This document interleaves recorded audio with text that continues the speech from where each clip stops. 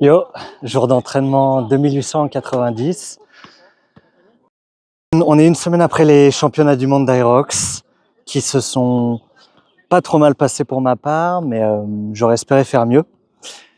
J'ai été classé 28e mondial, 2e français et 11e de ma catégorie d'âge. Et puis j'étais plutôt satisfait de ma course parce que j'ai donné ce que j'avais ce jour-là, mais j'aurais voulu faire mieux. Notamment, j'avais pas la même forme que j'avais pu avoir dans des précédentes courses, comme Aerox Turin ou Aerox Bordeaux, où j'étais arrivé plus affûté, quoi. Si tu veux un peu plus de détails sur le compte-rendu de course, j'ai fait un post Instagram et je vais en mettre un deuxième sur, en gros, le déroulé. Et puis, je profite de cette fin de séance pour répondre. J'ai reçu 2 questions cette semaine.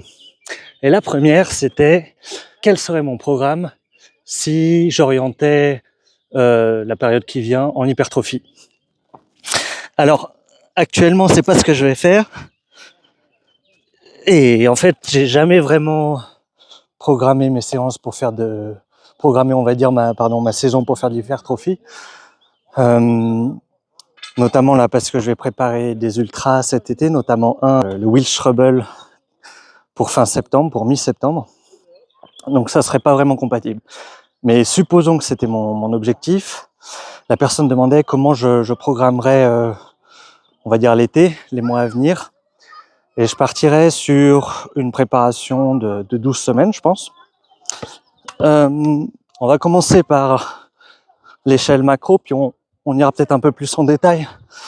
Mais la chose la plus simple que je pourrais changer, c'est de passer de 2 entraînements de street workout à 3 par semaine et de 2 séances à la salle qui sont plutôt full body ou leg day à 3 également par semaine.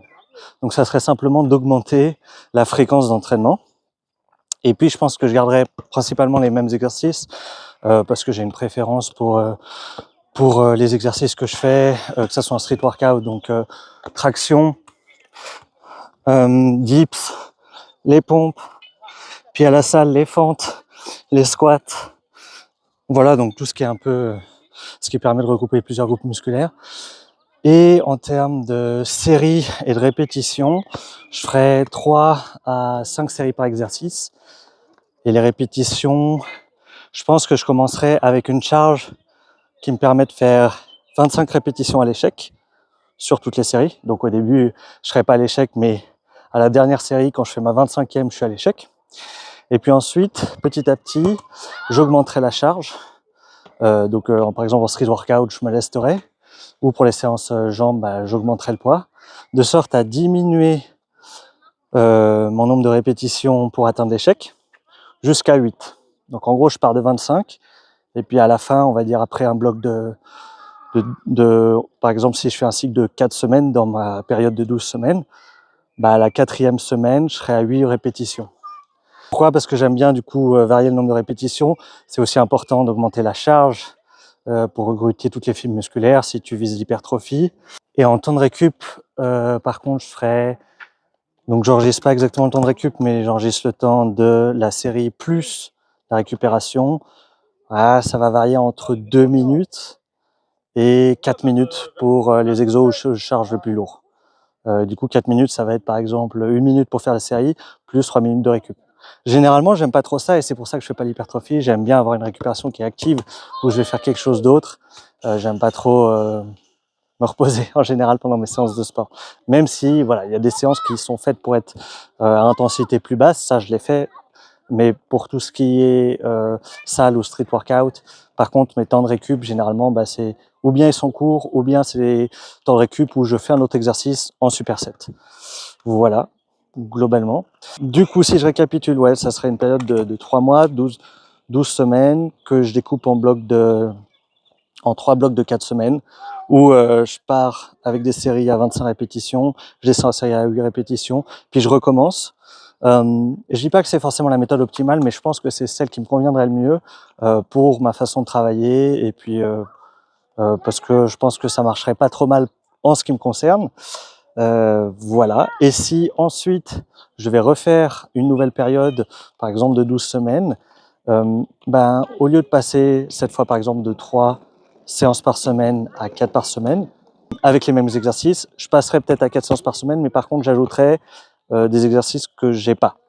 Typiquement, par exemple, des exercices à la poulie, peut-être des exercices qui isolent, au lieu de faire toujours du polyarticulaire, afin de cibler peut-être des points faibles que je pourrais avoir.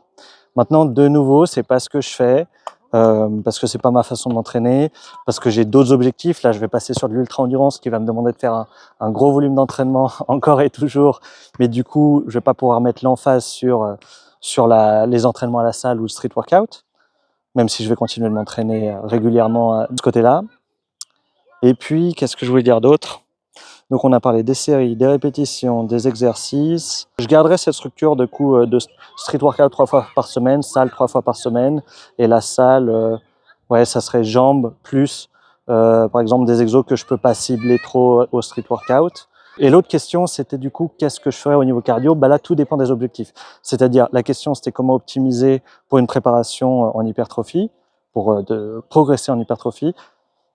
Si tu veux totalement progresser, tu réduirais beaucoup tes entraînements cardio afin d'avoir plus de temps pour t'entraîner en hypertrophie. Je garderai quand même le cardio, déjà pour un objectif de santé, mais aussi de récupération, parce que ça permet de mieux récupérer de ces séances.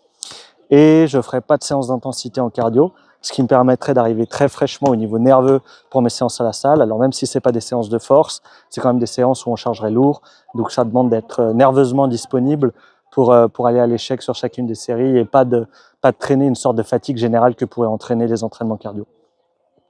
Ouais.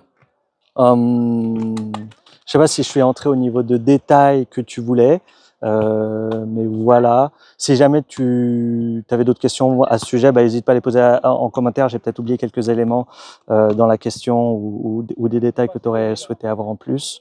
Mais voilà grossièrement comment je ferais.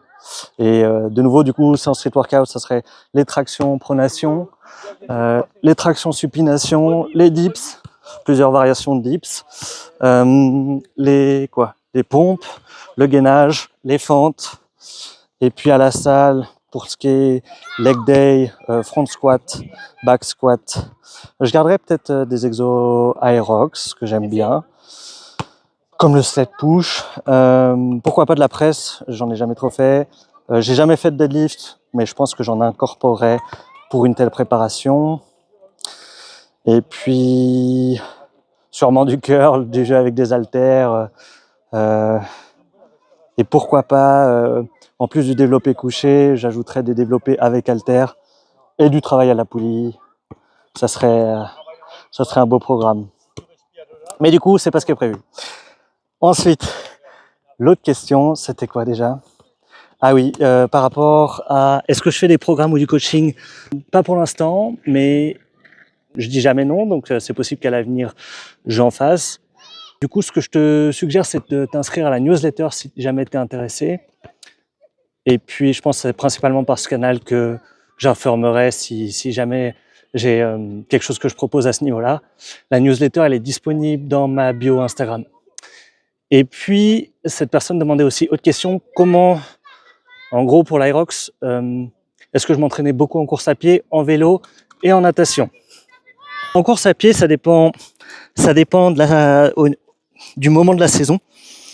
En course à pied, il y a des semaines où j'étais à 40 km et il y a des semaines où j'étais à 80.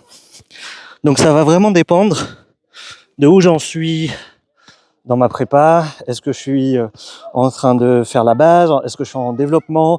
Est-ce que je suis en train de faire les intensités à l'approche d'une compétition? Est-ce que je suis en train de faire l'affûtage ou la récup? Mais oui, je cours régulièrement et c'est important parce qu'Aerox, plus de la moitié c'est de la course à pied, plus de la moitié du temps d'épreuve. Du vélo, j'en fais aussi pour compléter au niveau cardio. Ça permet d'accumuler du volume sans impact, sans le côté traumatisant de la course à pied. Et de la natation, j'en fais pas du tout. J'en fais pas du tout et d'ailleurs, il faudrait vraiment que j'améliore ça un jour parce que je dépense énormément d'énergie quand je dois nager. Je ne peux pas faire du surplace, je ne peux pas faire la planche. Donc ça sera un autre axe de développement à l'avenir. Mais je pense que c'est un complément intéressant, mais c'est pas un des axes de développement principal pour progresser en Aerox. Voilà, et en termes de volume horaire, parce que la personne demandait, je suis à... ça dépendait du moment de la saison aussi, mais ma semaine minimale, je pense que j'étais à 12 heures d'entraînement, et ma semaine maximale, j'étais à 31 heures.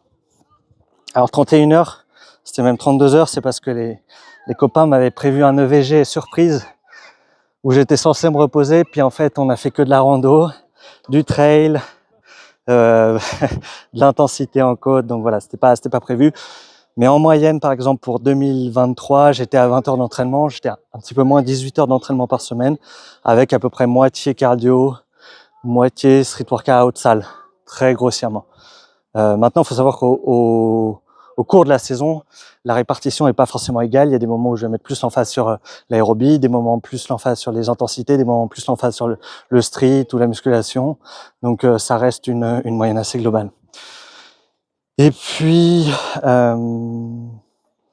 voilà, je pense avoir répondu aux 2 questions. Tac, je suis en train de réfléchir si j'ai oublié quelque chose. Bon, si jamais j'ai oublié quelque chose, n'hésite pas à l'ajouter en description. Je me ferai un plaisir de te répondre. Je réponds pas forcément tout de suite, la période étant bien chargée, parce qu'on a pas mal de choses à préparer en ce moment, mais je finis toujours par répondre, que ça soit en commentaire ou en vidéo. Voilà. Et puis la dernière chose que je te souhaite, c'est une bonne journée et un bon entraînement.